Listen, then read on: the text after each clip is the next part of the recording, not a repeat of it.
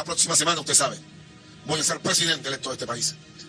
Y con esta mano dura que tengo aquí, voy a darle un vuelco completo al sistema eléctrico venezolano. Y juro, delante de usted, mi mayor, que se va a acabar el saboteo eléctrico contra el pueblo de Venezuela. Cumpliendo instrucciones del comandante presidente Nicolás Maduro, me dirijo al país para informarles sobre el acontecimiento que está sucediendo en este momento relacionado con el sistema eléctrico nacional. Hemos sido objeto nuevamente de la guerra eléctrica. Esta vez nos atacaron.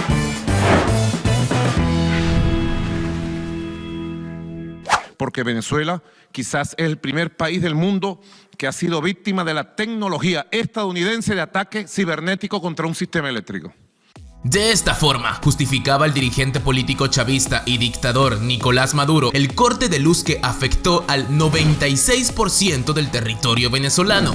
48 horas después de esas declaraciones que se han repetido una y otra vez por más de 10 años, aún se vivía en Venezuela uno de los peores apagones en la historia reciente del país. Y el horizonte no se apunta nada alentador. Pero ¿a qué se debe esta oscuridad en el que el poder de Nicolás Maduro ha sumido al país? Entérate acá de las razones. Así que sin más, comencemos. A pesar de atribuir el apagón masivo en Venezuela a influencias externas y sabotajes orquestados desde Estados Unidos, un estudio rápido a la historia del sector eléctrico venezolano nos dice algo radicalmente opuesto.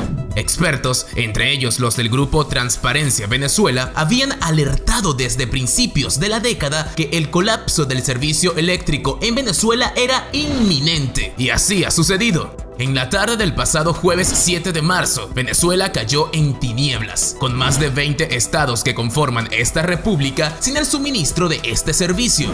Por supuesto, vale destacar que no es la primera vez que este país se ve envuelto en una situación de tal magnitud. Por el contrario, la escasez y los cortes eléctricos se han convertido en la norma para los ciudadanos venezolanos por más de 5 años. Mientras que en Caracas, la capital, es poco probable la interrupción constante de la luz, no ocurría lo mismo en otras zonas del país.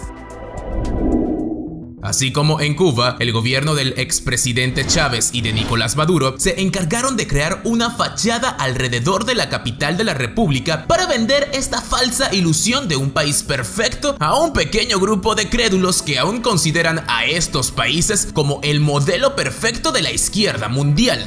Mientras Caracas aún gozaba en buena medida de un servicio eléctrico regular, otros estados y provincias de Venezuela como Zulia, Mérida, Táchira o Bolívar han sido sumidos en la humillación absoluta gracias a cortes constantes de la luz por horas y horas cada día durante los últimos años, utilizando una cartilla de regulación. La justificación del gobierno para realizar tales acciones se ancla en el hecho de que estos cortes son necesarios para racionar la energía eléctrica que tanto derrochan los venezolanos en actividades inútiles, entre comillas. Esto según propias declaraciones de dirigentes gubernamentales, como en el 2010, cuando el mismo presidente Chávez acusaba a su población de derrochar luz en supuestas tonterías como refrigeración de alimentos básicos o iluminación de espacios públicos. Fue por esta época precisamente cuando en enero del 2010, tras frecuentes apagones y protestas, Chávez tuvo que acudir a un decreto que limitó el horario laboral de la administración pública tanto nacional como regional, estableciendo la jornada de trabajo de 8 de la mañana a 1 de la tarde. Y asimismo notificó un cambio en la hora para los venezolanos para ganar media hora de luz y atenuar el duro impacto de las constantes fallas de energía. Medidas inútiles que poco contribuyeron al mejoramiento de un sector que se venía abajo. Hugo Chávez, en el marco de su agenda política, anunció en el año 2007 la nacionalización del sistema eléctrico venezolano y la creación de la Corporación Eléctrica Nacional, Corpoelec, una empresa única encargada de todas las actividades del servicio eléctrico, es decir, generación, transmisión, distribución y comercialización. Pero antes de la fundación de esta entidad pública, Venezuela poseía uno de los mejores sistemas de este rubro de todo el continente latinoamericano. Pero, ¿por qué se derrumbó con tal rapidez la industria eléctrica en Venezuela? Expertos del grupo Transparencia Venezuela lo resumen en los siguientes puntos. Mala planificación, toma de decisiones sin el consentimiento técnico adecuado, nombramiento de personas poco idóneas para los cargos, aplazamiento de gasto e inversión en el mantenimiento del sistema y desviación de recursos. En términos generales, este resultado es la combinación de mala gestión, altos niveles de corrupción y desinversión por parte de la tiranía política de los gobiernos de Hugo Chávez y Nicolás Maduro. Con la crisis del sistema eléctrico en el 2016, todo esto se hizo más que evidente, luego de que en el plazo 2010-2015 el gobierno realizara inversiones de más de 40.000 millones de dólares en equipamiento de generación y también con la inversión de 2.000 millones de dólares en la construcción de la represa Tocoma, que aún no se finaliza. Mientras tanto, la población venezolana se ve hundida en las calamidades producto de un manejo terrible como pocos en la historia. Las figuras políticas detrás de todo esto caminan rampante y en libertad por las calles del mundo, disfrutando de las bonanzas que ofrece la corrupción. A día de hoy, en el 2019, la empresa Corpoelec atraviesa por un desplome definitivo bajo el mandato del general Luis Mota Domínguez, un militar de alto rango que además ejerce el cargo de ministro de Minas y Energía. Y es que a pesar de lo que puedan decir tales caricaturas, la razón principal del apagón nacional en Venezuela se debe a una sobrecarga en el uso de la hidroeléctrica de Guri, la principal represa operativa del país que distribuye energía a la mayor parte de la nación. Tras estos años de terrible administración y poco mantenimiento, la represa no posee las condiciones para satisfacer la demanda eléctrica nacional.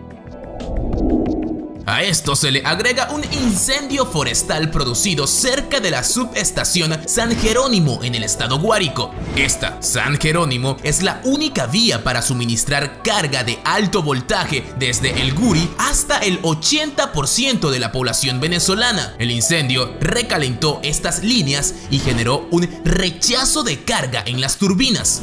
El gobierno asegura que esto se debe a un saboteo, o dicho de forma peor, a un ataque electromagnético. La segunda vía de ataque, compatriota, fue la vía electromagnética. Ahora, cuando nosotros ya a las 7 de la noche empezamos la recuperación, nos dieron un golpe electromagnético y nos dieron un golpe definitivo en el cerebro, 2 golpes combinados. Pero claro que no es cierto, los datos están allí para decirnos que esto ya había ocurrido con anterioridad, como en el año 2015, y que la falta de mantenimiento, incluyendo la pica y poda de maleza alrededor de esta instalación, ocasionaron estas enormes fallas. Es importante no dejarse engañar por la propaganda política que nos asegura, como tanto hemos reiterado, que el sabotaje eléctrico es la raíz de estos problemas. El engranaje político de Nicolás Maduro usa estas mentiras aun cuando queda claro que estos saboteos son imposibles. El Guri, así como la mayoría de las instituciones públicas en Venezuela, están militarizadas por completo y bajo la fuerte custodia de la Fuerza Armada Nacional. Ingresar al área es literalmente inalcanzable. Asimismo, no existe un control cibernético por parte de Estados Unidos de estas áreas, ya que el sistema que regula y controla la red troncal de transmisión no puede ser manipulado desde el exterior. Este sistema no está conectado a ninguna red, lo que hace inviable la posibilidad de algún hackeo. Mientras estas mentiras van y vienen, el ciudadano de a pie en Venezuela está encadenado a uno de los peores momentos que han vivido gracias a esta dictadura militar. Desde los indígenas pemones del sur del país, pasando por los llanos empobrecidos y terminando en la capital de la nación que depende del sistema eléctrico en todos sus aspectos, no existe persona en Venezuela que no esté envuelto en la incertidumbre, la frustración y el desasosiego. Las autoridades no ven salida inmediata a este problema porque sus raíces son muy profundas, dada la ineficiencia pública durante las últimas 2 décadas. Volviendo a las consecuencias más cercanas de esta ineficiencia en el sistema eléctrico nacional, solo durante los primeros 4 días de apagón, más de 21 personas han muerto en los hospitales del país por causa de la falla eléctrica, entre ellos ancianos y niños recién nacidos, asegura la ONG Médicos por la Salud. Aunque estas son las cifras oficiales, fuentes afirman que el número es mayor y seguirá creciendo exponencialmente. En las calles venezolanas se pueden ver algunos focos de protestas, pero son apagados inmediatamente por grupos violentos que trabajan para el servicio de Nicolás Maduro, así como se han presenciado saqueos en algunas zonas del país, movilizados principalmente por la falta de alimentos, aunque tales hechos no son justificados. Y así, un recorrido rápido por los testimonios de los venezolanos que han podido comunicarse entre la ausencia de conexión en la telefonía celular ponen al continente en alerta. Buena parte de la población ha sido incapaz de reportar el estado general en el que se encuentran precisamente por la caída de las líneas telefónicas y por supuesto el internet, dejando a familiares en el exterior que huyeron de la crisis en un silencio que mata. Agregado a esto, los recursos alimenticios disminuyen con rapidez, generando una pérdida millonaria en los hogares venezolanos que poco ya tenían para subsistir.